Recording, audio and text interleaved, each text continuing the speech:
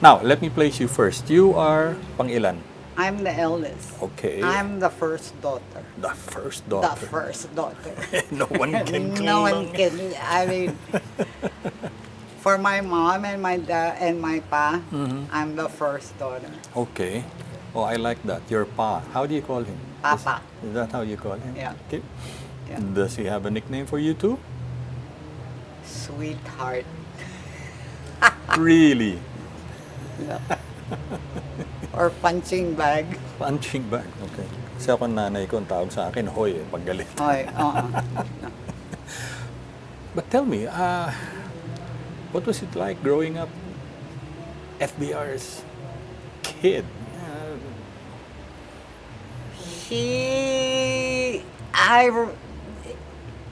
I think growing up FVR's kid during our elementary school days. Yeah. I think he was hardly ever there because Okay. he was in the field. He was fighting the hooks somewhere, Yeah. or he was in Nueva Ecija, or he was in Vietnam. Yeah. So my formative years, which were the late 50s and early 60s, he was out. He was mostly out, He was in but and he out. was he was in and out, and it was my mother who was the constant parent in our day-to-day lives. But he certainly, we would spend time with him. When he in- was, when where he he was was assigned, where he was home, and we certainly spent quite a bit of time with him in Fort Magsaysay, in Nueva Ecija. Okay. With the Did you get to live there? No. We never Oh, but you lived visited. there. We visited. Always. We visited. Yeah. But when did you realize that your dad was no ordinary dad? Yeah, I think most people will focus when he was president, but he was only president For 6 from years. 1992 to 1998. Exactly. All throughout, he was a soldier. He was a hardworking soldier.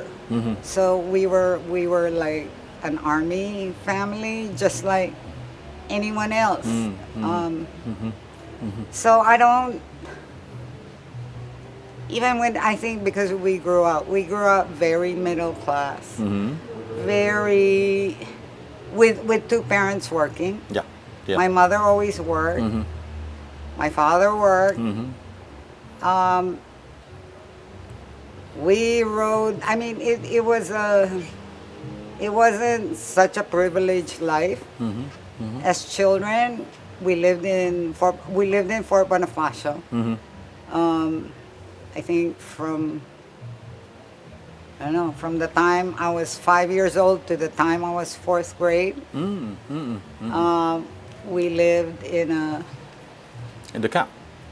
Q159 Lawton Avenue, but we were the closest to the what do you call it? Not the where the buses and the trucks were stationed, the motor pool. The motor pool, right. So we were the first ones to be picked up. I remember we had to wake up really early, 5 o'clock or 5:30. We're the first to be picked up. We went to school in UP Elementary in Diliman. Right. Layo. Yeah, through Highway 54. And we were always the last ones to be dropped off at home. Because you were closest to the terminal. We were closest to the motor pool. But I go. And our school bus was a 6x6. Yeah. It was not, the school bus. It was a 6x6 truck. Yeah. Mrs. Ming said that, and so did Christy. So did Yeah. Christy say that. I mean, yeah, you were. Yeah. You rode along just as all the army kids were. Yeah, and I guess during those times, he was a captain a long time. So most of my childhood, he was a captain or a major. Both of them were working. I suppose that triggered eventually, you guys had to adapt, and eventually you had to be very independent on your own. No? Had to, Yeah. both parents working. Yeah. And, was it a soldier's, Was it like a soldier's barracks at at home? Stricto ba? No, not really. Because most of the time, like I said, in our day to day, my father wasn't there. Or if he was there, if he was at home, he would be up early, come home late at night, right? Yeah. Because of his duties. I wouldn't call it really strict, but there was a certain discipline that was there, and it wasn't so much dictated but shown to you. It was by example. So follow ka. Yeah, most of the time. I think there was one time when we were older where he tried to institute a schedule one summer. Parang barracks life. Yes, but by that time we were already mga in our early teens. And whatever discipline he tried, whatever regimen he tried to institute, went out the window really fast, like one day. Hindi pwede. Okay.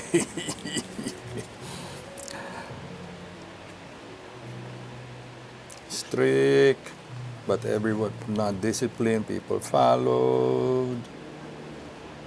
Was he very expressive? No. Talaga. No, because again, my father is a soldier. He's in the military. He was very short. He's not very emotive. I don't think too many parents of that generation were very expressive. Were very in touch with their feelings. It's not like These days. me as a parent or these days. I think parenting was different at and that it's time. evolved. It's evolved, but I think as a child you never question your parents. Your parents were the authority. And yeah, even though you're independent, even though you had a mind of your own, there were certain boundaries and limitations to that, and it did not have to be necessarily laid out or written down or even discussed. Implied, Yeah. Implied. Yeah. Okay. Now you mentioned teenage, the early teens. Okay. May restrictions ba? I mean, he was a rising star. Yeah. Any specific groups that selective bang did you have to this kind of circle of friends only, this kind of No, I have to say, with growing up in our family, which goes even further back than just my parents, I think their own upbringing with both sets of grandparents. I think we were always very inclusive, very ecumenical, everyone is equal. Oh. You are not better than the next person because of your position, your name, your social status. But what they all imparted to us is your value as a person has to do with your kindness, your goodness, your thoughtfulness, your generosity, and the service that you offer to others, the good that you do for others.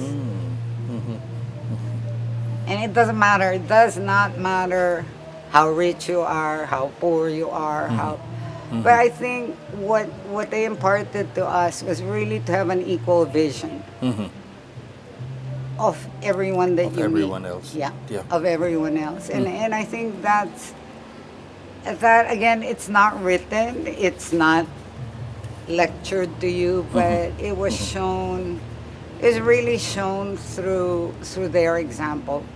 I mean, going back to again, my lolo, my lola, my lola se, and my ma and pa. Yeah, because they were also rather government officials, you know, Yeah, in there have their own always right. been, I think our family has always been a family of public servants, Yeah, yeah. teachers, Mm-hmm. who always, I mean, they were always helping people, or social workers. My Lola se, Yes. Josefa Martinez, was, she was the first social worker Yeah, yeah. in the right. Philippines. So it's that kind of family tradition. And that has sort of passed on, you know, I think, to all of you. yeah, You I know? think it's passed on to us. I think it's we've tried to pass it on to our children also. Oh, oh, Yeah. oh, oh. Who again, our children have probably grown up a little in a more prosperous family setting. I mean, my son, for example, never had to ride a school bus. He went to international school. I mean, I was a scholar in American school and international school. My son went there. But it's still this, hey, you know, don't think because, don't be feeling so enamored with social status, position, Entitled. who you're related to, or, whatever wealth you might have. I was going to ask, so growing up as FBR's first daughter, boon or bane? I think it's a boon. I think it's a boon that I feel very privileged and very fortunate to having been born and raised by the parents that I have. How do people react, for example, when perfect stranger suddenly realizes you're the daughter of...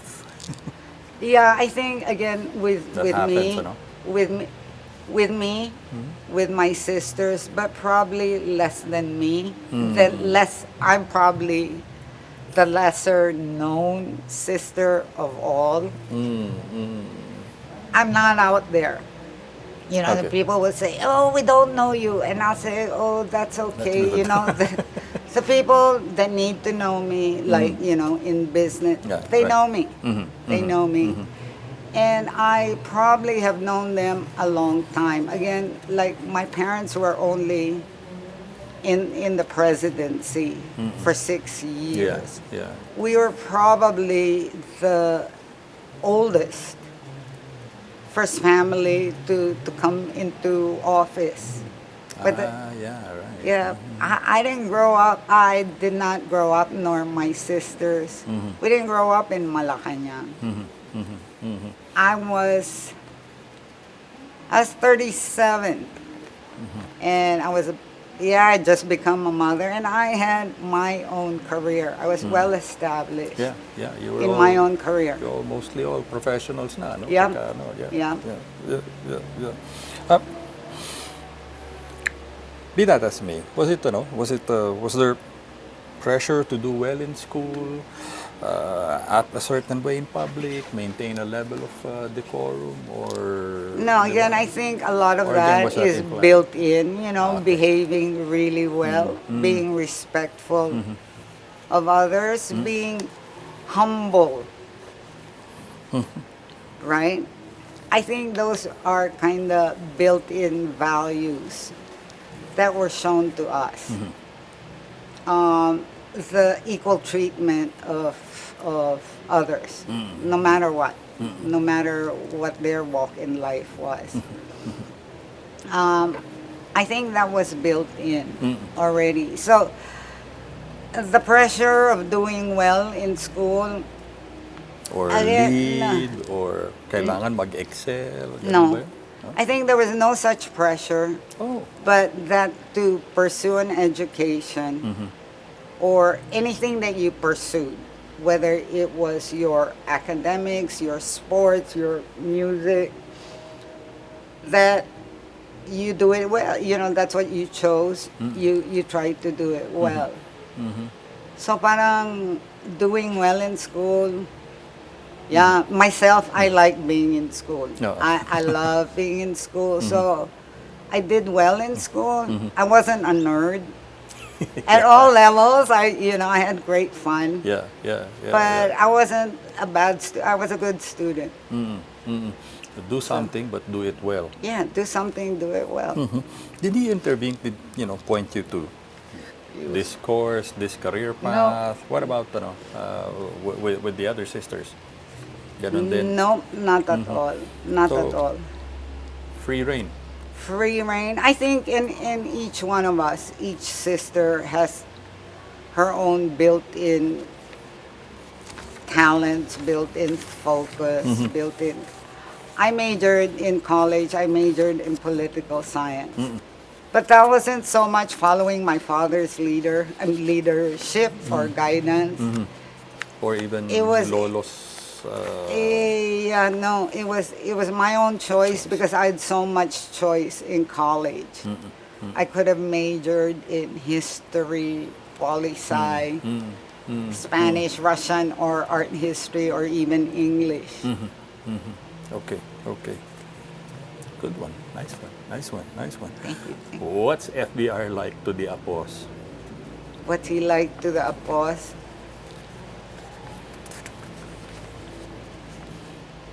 I think he's probably doting. Nah, not as much as Lola.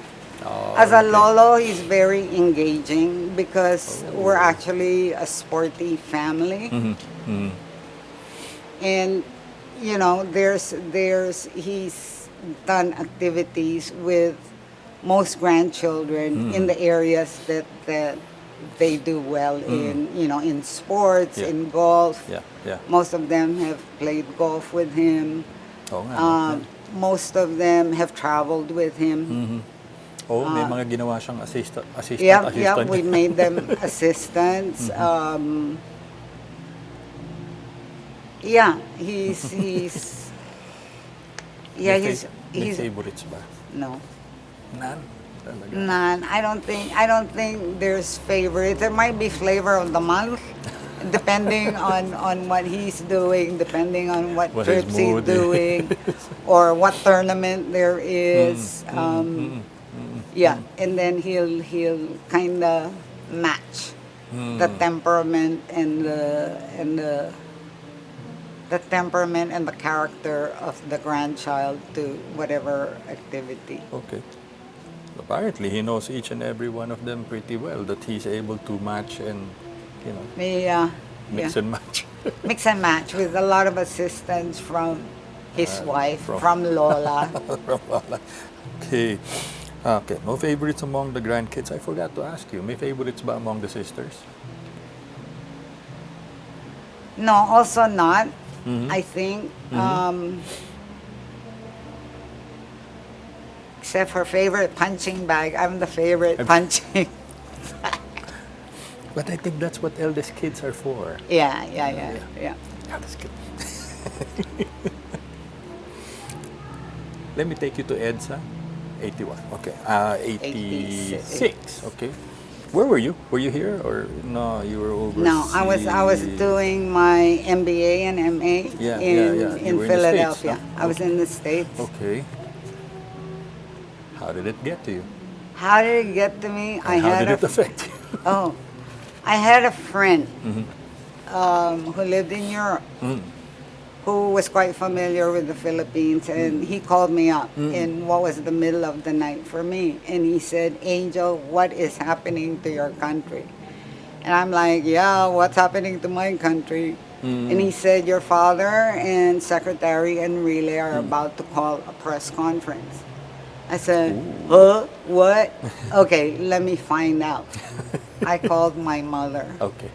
and she summarized for me what had happened that afternoon with the friends of it was a group of ladies headed by Betty Go Belmonte who were actually starting to demonstrate in front of our house, and he invited them in to have a dialogue. Yeah. Then he got the phone call. Then he told my mother that he went and packed his bag and told my mother that he probably wouldn't be home that evening. And that Yeah. was it. That was it. That's how. And I think, EDSA 1986 was one of the first world events covered by CNN. Yeah, CNN it was, was it very, very new. But I could see the coverage of CNN. From where you were, right? From where I was, the Philippines, the people in the Philippines couldn't see it. Exactly. No? Oh, man, Yeah, no? That so was a then I would- unique. Yeah, it was very unique, and I was in touch again with my mother, another friend, Tony Parsons, who was organizing the food, one of the food brigade, and my aunt Ontiveros, who was Oh, you were then, in touch yeah, with them too. Okay. 3 people I was in touch with. What did you think of him joining up with Minister Enrile? Oh, I thought it was a good idea. I had You had your own different. thoughts about I his... had my own thoughts. One of the reasons why I actually left the Philippines in 1984 to do my graduate studies was because... was because I was sick and tired of. I was serving the government. I was in the Ministry of Trade and Industry Okay. under Bobby Ongpin. Yes. And I could not stomach serving in the Marcos government.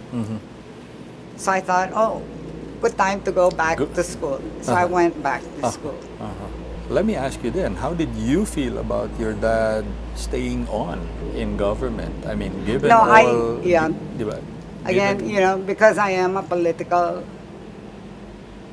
science student, Okay. I also do a lot of analysis. I actually understood my father's position. It's easy for me. I was a lowly bureaucrat. It's easy for my aunt Leticia Shahani, who also supported Cory Aquino quite early. It's a little bit more difficult for my father, because my father headed Pretty up. high. Huh? And not only that, he also headed up a military force that was probably over 100,000 Yeah. men strong. And not only those men, but, their families Yeah. Right. were dependent on whatever decision he would make. So I think this is where, he is being a soldier. He is having strategy. My father is a very deep thinker. He knows strategy, he knows tactics, he knows intelligence, and he really weighs all of those factors, no matter what the emotions are. And it's always for the greater good. Because had he stepped down sooner, there would be a power vacuum in the side Yeah, of the military, who looked up to him as Yeah. a leader.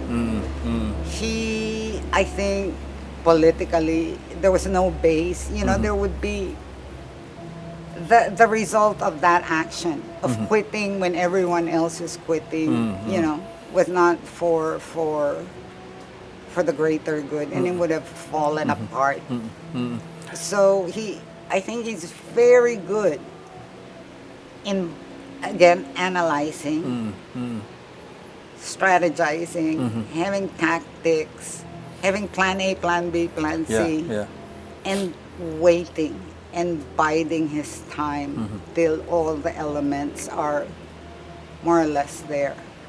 And yeah, he did that, no? Yeah. Strategic, Yeah. very, very purposive And yeah, definitive and thinking. tactical. Yeah. Plus, the other thing was, I think he also saw that to a large extent, he was very much respected. Yeah. Is that right? Because of the professionalism that Did you see that? Oh, I think that from the very start, again, it has to do with if you're going to do something, do it well. That professionalism and really, the code of conduct, not only in the family, but in his own schooling in West Where he came Point, from, and yeah. his, even PMA, that I think that code of conduct, those underlying values, that basic foundation that you have of, I think their motto is honor country, no, Honor, duty, honor, country. duty, country, right? That honor the country, the duty, that I think for him, having grown up with that code, Yeah. when he was in college, that stayed throughout, still up to now. Carried it, ano? Yeah, And it yeah, it became part never- of the DNA. Yeah, yeah, it becomes part of what you're, who you are, no, who what you are. Yeah. Yeah. Some also say that he was a fatalist. I mean, come what may, it will happen if it will happen. Did you see that? And I probably when they really already when those helicopters and those tanks were coming, because they were very under, they had, I think when they started they had 300 between Camp Rame and Aguinaldo. Aguinaldo. It was like David and Goliath. So I think that I forget which night it was when ayana, and they sent all the journalists and non-military people outside of that room. The camp. But I don't think that's being fatalistic at all. I think they already weighed all their options. They already did all the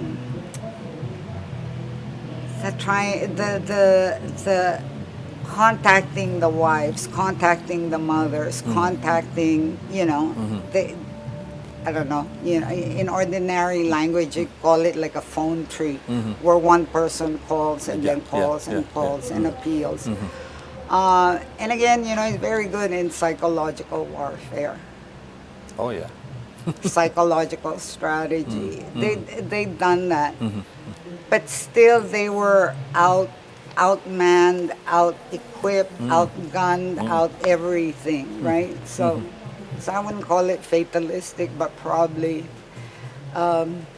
considering a very strong likelihood and just preparing himself and the others. Again, there's always others. It's not only just him. Yeah. They're the others. Fast forward a few years, the coup years. Were you here, or you were still? I was living in Hong Kong, and How was that all? How are you taking all of those events as they oh, came? awful, because I was a stockbroker at that time, and I was handling the emerging markets, which included the Philippines. We weren't exactly emerging at that time. No, but the fund managers around the region, first it's really, the base is Hong Kong, and then it goes to London, and then New York, were actually beginning to pay attention and look at the Philippines. I had a lot of clients who actually had come here to re-rate, to re-weigh the stock market, to re-evaluate how the Philippine companies were doing.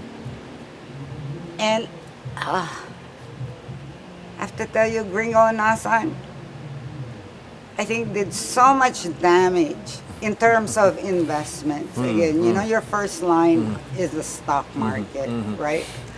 And then that's followed by the actual direct investments. Right.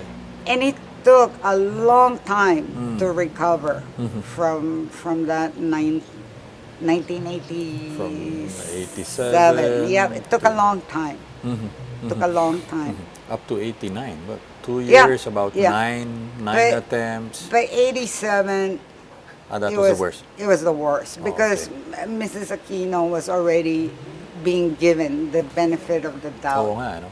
Yep, and very quickly, yeah, it took a long time. And those other little ones did not help. Oh. May instructions ba si FBR sa inyo?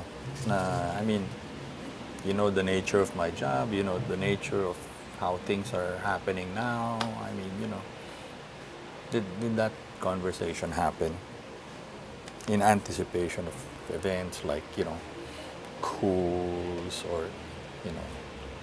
No, not with me, but I think he always thought that I would know without him telling me. But I think he told my mom more, and then she would share it Okay. with us. Yeah. How was Mrs. Ramos taking to all these events happening? Oh, I don't know. She's like, Now tell me, what was your read? what was my read? My mom, she's made out of steel. I mean, again, she had been a military wife ever since she got married. So she'd already lived through a lot of, including the Vietnam War. So this was just another. Not just another, you never take it for granted. Yeah. But I think she really had the wherewithal. She had the organization. I think when going back to 1986, when my father left, she's in charge, but she's so used to being in charge. And I think the instructions then were, okay, if they come get you, put your I don't know how old my Lola was, 92-year-old mother and your 1 or 2 or 3 months old grandchild, put them in front of the people trying to harm you, right? But she also, my mother, without my father being the one to lay it out, she had her own plan, and she went underground to a friend's house. But she's the one who set it up. The setup wasn't his. Yeah, Yeah. that was a It was a very iffy. different kind of a partnership between the two of them, ano? They've always. I'm more and more appreciative of the symbiotic relationship that they have. That they had, Yeah. they had, and that they have. Ano? That they continue to That have. they continue. And then suddenly, he makes an announcement that he wants to run for the presidency. I don't think again it was What are you suddenly. doing, Dad? No, I don't think it's suddenly. Talaga? My father is a very deliberate thinker. He's very deliberate. He's very analytical. He's again strategist. He has a vision. He has a vision. I think he has a vision for himself. I think he has a vision for the country. He has a vision where he wanted to see the Philippines, right? So all of a sudden, no, maybe the announcement. Yeah. But my father has always kept his card. He's a poker player. He's a chess player. He keeps his cards close to his heart. And again, very deliberate. When the time is right, then I will make the announcement. He does not indulge in, Walang pre-announcement or wala. pre. Wala. But it's already. By the time it's announced, we had discussed it and deliberated it Really? and all that. Tell me about that. I don't remember the specifics. I remember that all of us probably balked at it. Like, you must be joking. What are you thinking? But after, again, that initial reaction of thinking, and it's like, yeah, really. Who else would who else would there be? And he is really very, very qualified. Very qualified at that point. That, yeah, I think one by one we decided, yep, I'll support you. Yeah, we'll support you until it was But he's coming from a legacy of civil servants, public yeah, servants, no? yeah, Your lolo, Yeah. diba? Your lola. In fact, both sides of both of the sides, family both tree, right? sides. No? So eventually, you guys, yeah, okay. Yeah, sige. okay. Did you help? What Oh, did I you- helped. Oh, where did you come in? I came in. I actually. So 91, we had been more, the last 6 months of 1991, been more in communication. You were still I was based in overseas? Hong Kong. Uh-huh. I was actually based in Hong Kong. I was living there and working there. I actually said, okay, I am taking a 6-month sabbatical from my job to work in your campaign. Wow. Talaga. But I had made that commitment before knowing. I think sometime December, I found out that I was pregnant. And I'm like, I can't be. I have to campaign. But so I went through, I think I came home maybe January or February. And as the campaign went along, Progressed. I was So was also your- progressing. Yeah, with my pregnancy. And that was the time where there was brownout. Oh yeah, left Yeah, and right. so we Yeah. did that campaign 6. in brownout. My role very quickly there, it was proven. I knew it. They knew it. That I would not.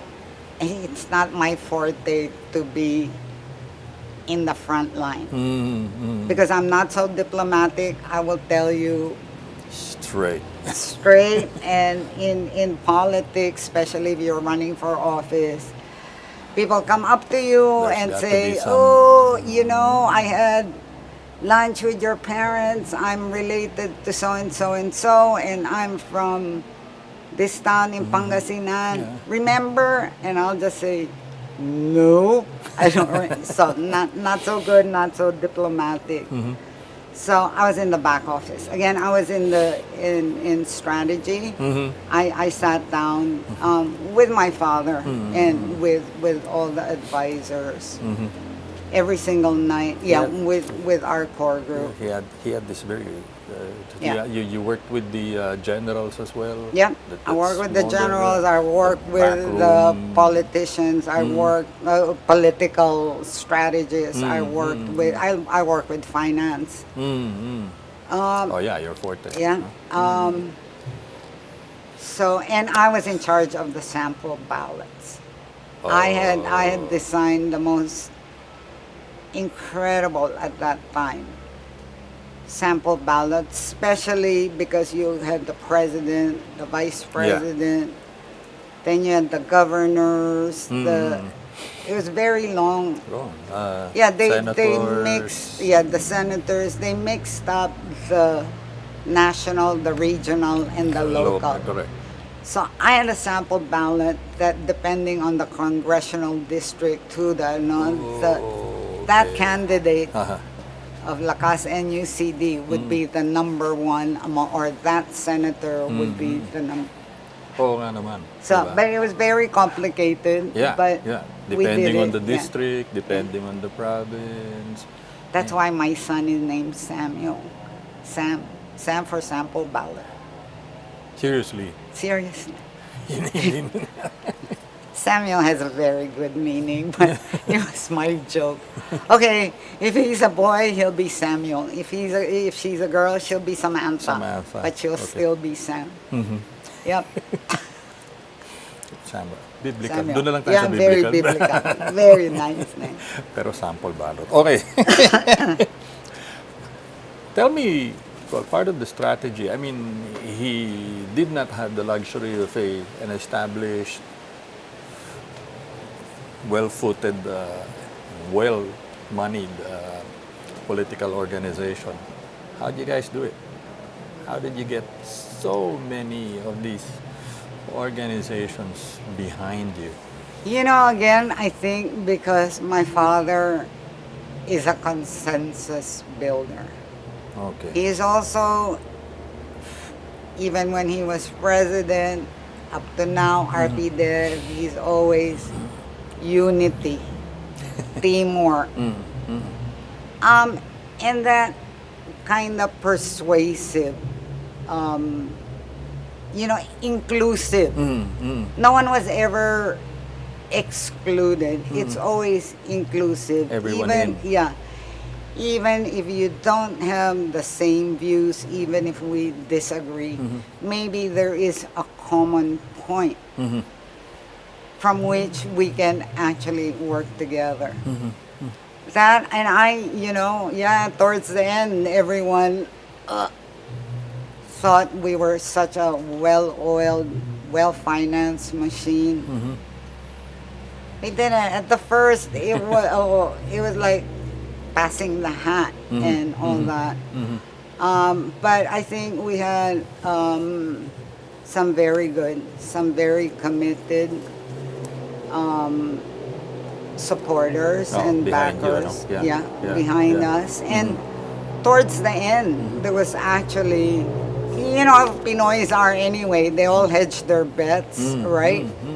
And if someone sees you as already winning, then they'll abandon whoever. Yeah, and then I mean, we are balimbings, right? In that we are not so steadfast. We're not steadfast in our beliefs. We're not steadfast in our ideas, our commitments. We're very flexible, and we go with the flow. Yeah, bandwagon. Yeah. Yeah. You were in the back office because. I'm not good in the front office. I'm not a front office person. And you were too frank, I guess. I'm too frank. I'll say it like it is. But he won. He won. Did you serve in the cabinet? No, diba? No, By that, not I'm at going all. back to. No, not at all. I served for maybe a month in the back office of the transition. To help him bring in his team and put it all together, I guess. Yeah, and I worked with again very senior people. In his team. In his team, the official. Yep. Tell me, what was the criteria for selecting people?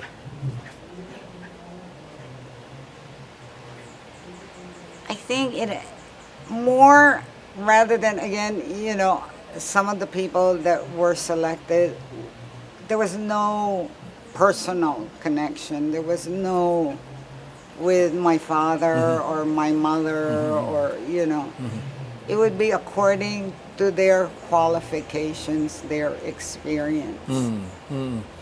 Yeah, I remember. Not too many of the cabinet secretaries, for example, were celebrities. No, they were come all on. actually- they were all- Yeah. they- No. We were not. This thing about celebrities only came after. After him. We were not attached to any celebrity. And he had the knack for picking, he had the knack for finding the right person. The for right the person right for the job. right job, and it had to do with their, with their own merits, with their own level of, in their own profession, in their own given field. And it didn't matter whether you're a man or woman. I think he had one of the highest number of women cabinet members. Yeah. No? Maraming Yeah. Talagang walang no? Kung sino yung tama dun sa... Kung sino yung tama, siya yung nandun. Okay. But this brought you now, you and the other siblings, into the public eye. How did you guys take to that? After my son was born, after maybe a month and a half, I went back to living and working your in job. Hong Kong. Yeah. I had a job. And I didn't come home permanently. Again, because the Philippines was one of the markets that I covered. I was here maybe once every 2 weeks, once every month, or okay. It depended on the projects we had here. So it was really... But were there any role assignments? You do this, ikaw yung face for this one. From our parents? No. No. Now that you were the first family. Yeah, but we weren't the ones elected. My father was elected. His wife, is first lady. She had a role to play. She had an official role to play. Very reluctant at that, as she admits. Very reluctant. And she's the only first lady who continued working as she was first lady. So, I think the difference with our family, again, entering into that position, being related to the president, is that we always looked at it as a job. It's his job. His job is for 6 months. 6 months, 6 years, sorry. Right? It's not permanent, but for the 6 years, this is his job. I think we looked at Malacanang as his office. Arlegui as their official home. But we maintained our home in Alabang. Yeah. And they went home during the weekends. So I think that, we were always very clear as a family. That it was transient. It was transient. It was the highest post. But it's his work. It's his job. It's not permanent. Whatever came with the office, the work that it entailed, all the offices, all the trimmings, that's because of the job. So I don't think any one of us were so enamored with, look at me. It's like, oh, okay. And whatever trimmings came. There was like the plane, the helicopter, But it was all just because of the job. Yeah, and it had nothing to do with us.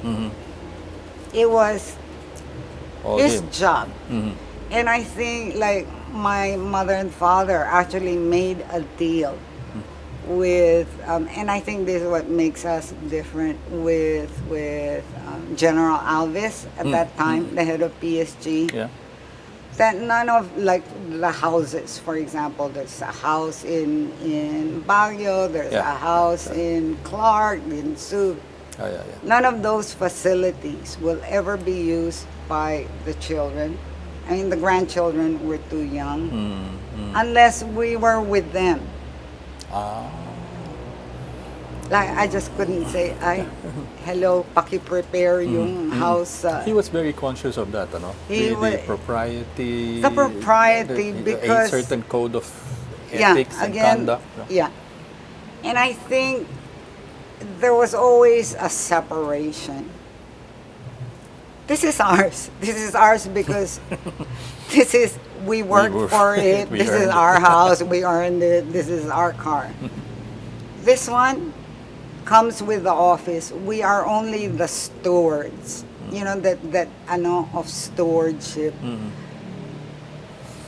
it's not ours. It isn't our property. It is the property of the Filipino people, for which just for this time we have the good fortune to be using.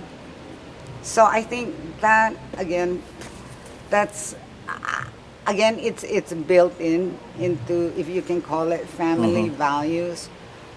But that came long before he became president. So again, it's almost automatic in terms of your behavior and how you view the world, how you view things and assets. You were working from overseas, Hong Kong largely. The Philippines was part of your portfolio Yeah. of countries. Let me get back to one question I asked you earlier. Boon or bane? Your job, and now your dad was president. My job, I would say it was a boon for my dad that I was where I was. I was an investment banker by Yeah. that time from stockbroking. And I think the companies that I worked for really, because of me being there, because of two bosses I had who actually had watched the Philippines for a long time. So we had a lot, among three of us, we had 100 years of experience and knowledge of the Philippines. I think it was a boon in that we could work together because my father always directed diba?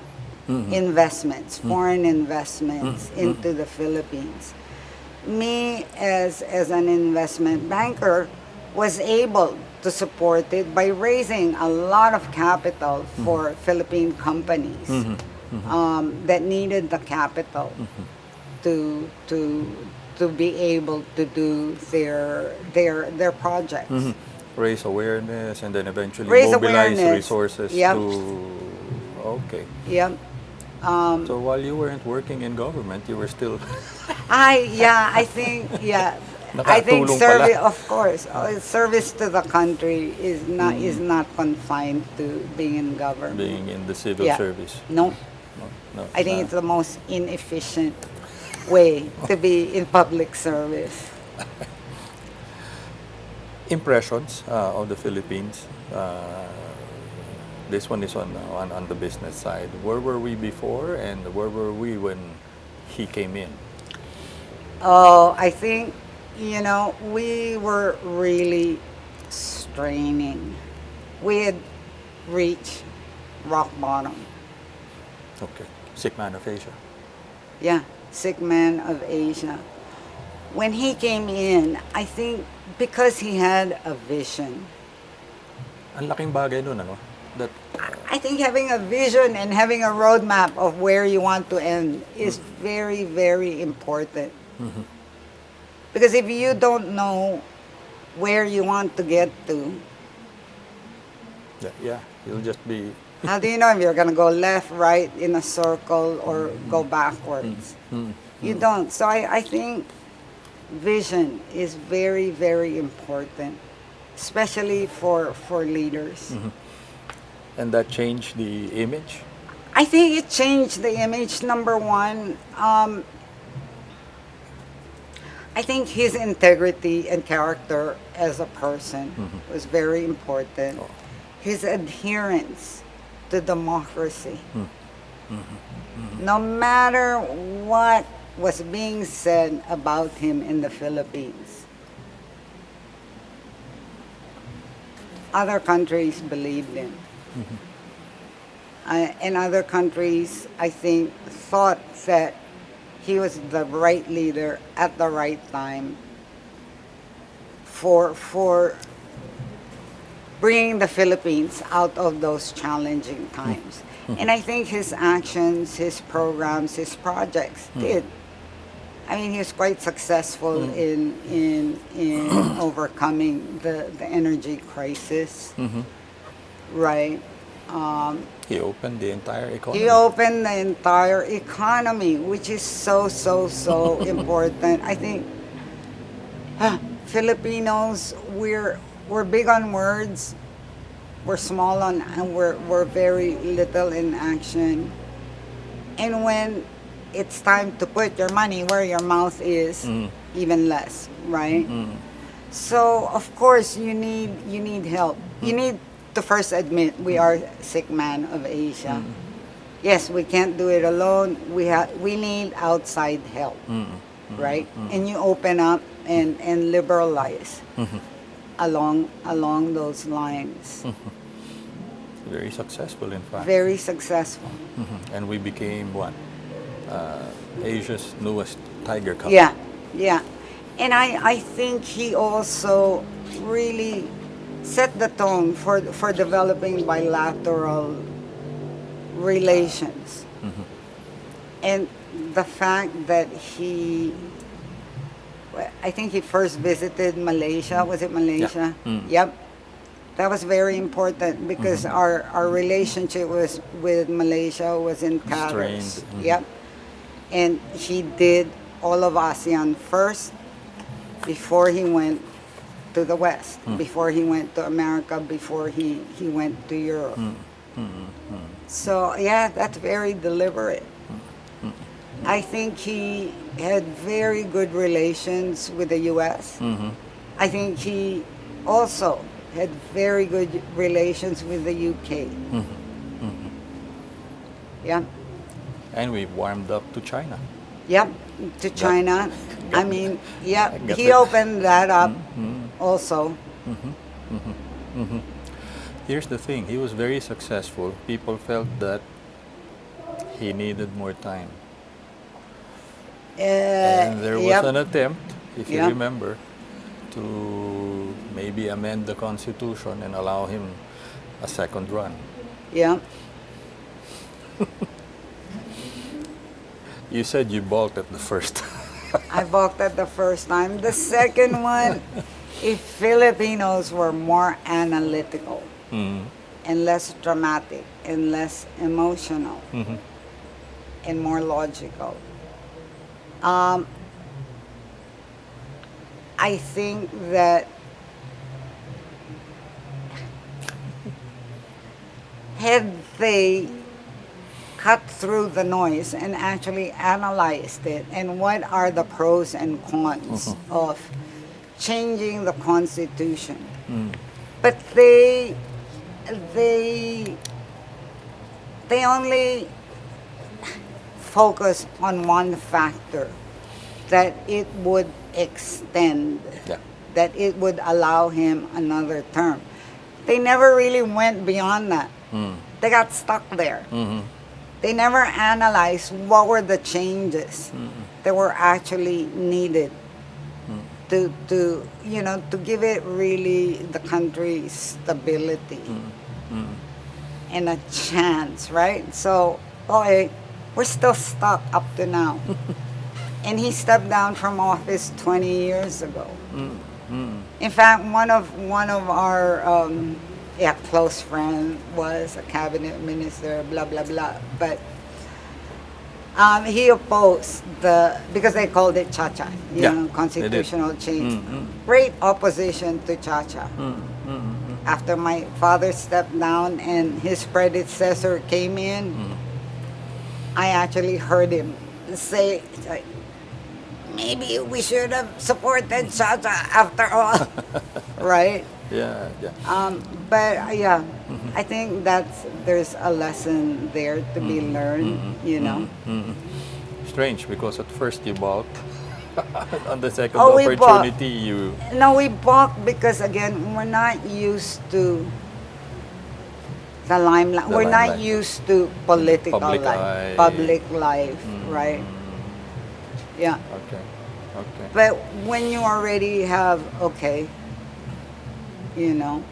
what is this person who just happens to be related to us? What is he offering compared to all the others, right? Okay. How do you take to one of the apos?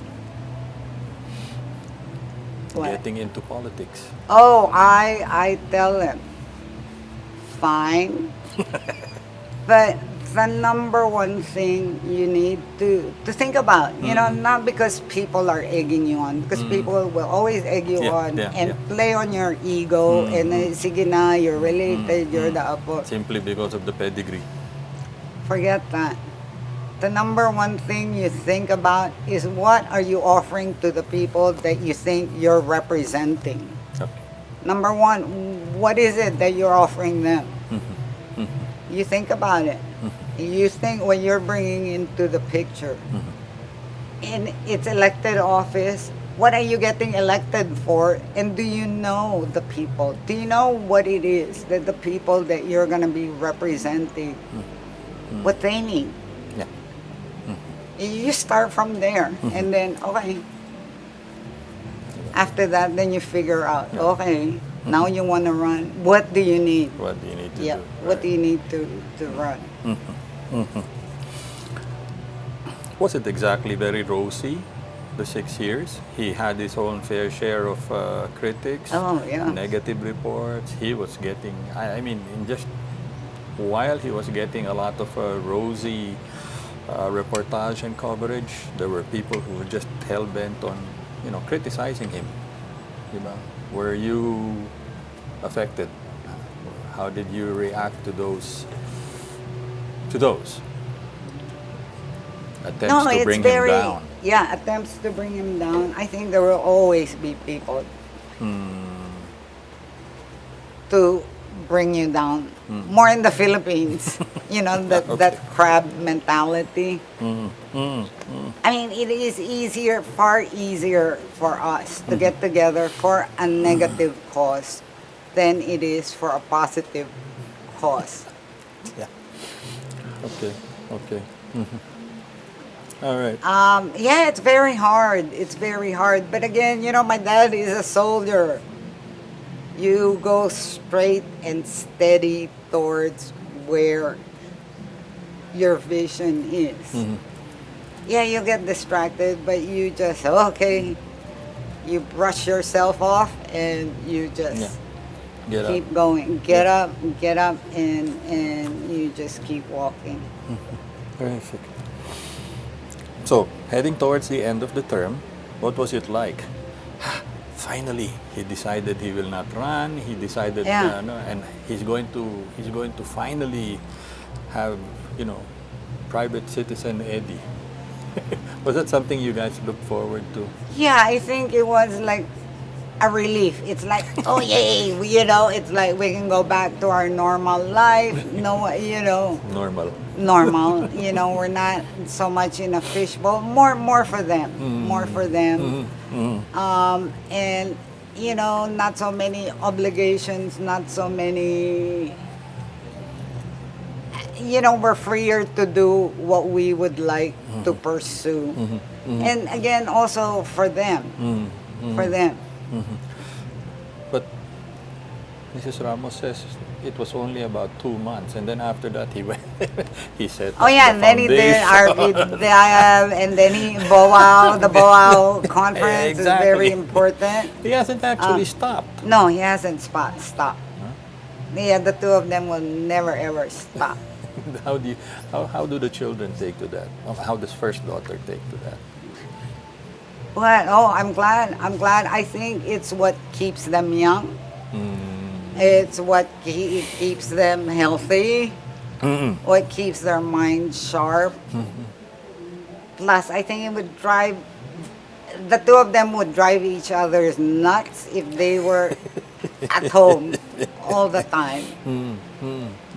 Okay. Yeah. Okay. Okay, this one is a bit personal. How does FVR take to tragedy and loss? I'm talking about Joe and Chula's accident.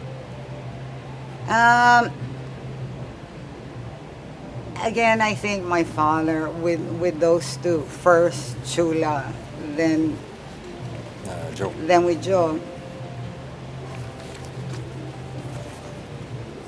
Again, he comes from a generation that, your emotions, you keep it in check. no matter what you're feeling, and again, he's a guy.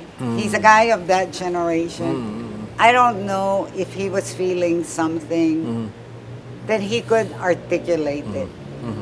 But certainly it was a very, very, both a very sad time for both of my parents. And for you as well, I Oh, guess. for me as well. In the case of Chula, I mean, Chula was really touch and go for quite a long time. yeah. She was in ICU for over a month. But I, just on that first day, my brother-in-law and I decided my parents should not have to go through this. I will let them know. I will, together with my brother-in-law, take charge of Chula's medical care, of talking to the doctors, making the decisions that have to be made. And I would just update them. Nothing is secret, but there was no point in them sitting down with 17 doctors, Yeah. So with that and with Joe, I mean, even I think that one, Joe really struck all of us very, very hard. Very hard. And again, you just took it in stride? No, you don't take it in stride, but I think you just step up to the plate and have to do what needs to be done. When You mourn and then... you mourn and then you move on. But I think his getting over it is probably to this day. I mean, but it's probably, and he doesn't know it. He can't articulate it. He can't articulate how hard it is, right? It's not him, ano? It's not him. He doesn't know what he's feeling. He can't give a name to what he's feeling. No, but he'll say, I'm really sad. Yeah. And just from that, I mean, I can talk Alam 3 mo na. paragraphs. If he says, I'm sad, you already know, right? May apo na ba? Wala pa, no? May apo na ba Not you. sila? Me? Not yet. No. No, okay. No. Nah. Okay. Not you're for a in- while. Not for a No. while. Okay. What would you tell your grandchildren of FBR? What would I tell my What would grandchildren? you share with How would I share? What legacy would you share with your grandchildren about FBR? Okay, since we have the book, since we have the video, and since we're gonna have this oral history, I would show them that. Okay. Okay, and this oral history, because it's by family members and it's by people that work with him, people that this would probably be the first. The second is I would show them a cell phone. Okay. Why a cell phone? Because I think that, I mean, my father's accomplishments as president are well known. The fact that when he became president, we had landlines, or if there were cell phones, it was this big, right? And I would say that one of the reasons why you have, and so many people, including, the people that serve us, the people that work with us, the people that work in this garden, all of them have cell phones. And I think a cell phone is a great equalizer, no matter what. And then I would take them to the National Museum. Why there? Because I think having a national museum that is physically housed in the buildings that they are, I think, my dad's role in the liberalization of the telecom industry is I think part of his legacy. I mean, it gets talked, and technology has gone so far. I think National Museum is one major accomplishment that does not get talked about that much. But it was because he and his advisors, right? Especially Roy Navarro, Boy Blue, Del Rosario, the businessman Tony Coanco. They were able, again, on their advice, he secured those 3 historical buildings for the National Museum. It started out with the National Museum of the People, with the anthropological collection, and then the paintings, the artwork, and then now they have the I think the ones with the is it anthropological? Yeah. Which I myself haven't seen. They haven't seen. They've seen the first one, right? I think that is great. It is part of the culture and the soul. Culture and arts are the part of the soul of a country, which I think both my parents supported. The arts, the music, the culture. As president, he was one of the most active who supported. And I think, at the National Museum, you go, you see kids. They have an appreciation, gives them an appreciation Of our past. for what the Philippines, what the traditions, what the culture, what is truly ours, is all about. And that, regardless of everything else, to me, everyone already acknowledges that. But the National Museum, I think it's something to be really, really, really proud of. And the cell phone. And the cell phone. And the cell phone.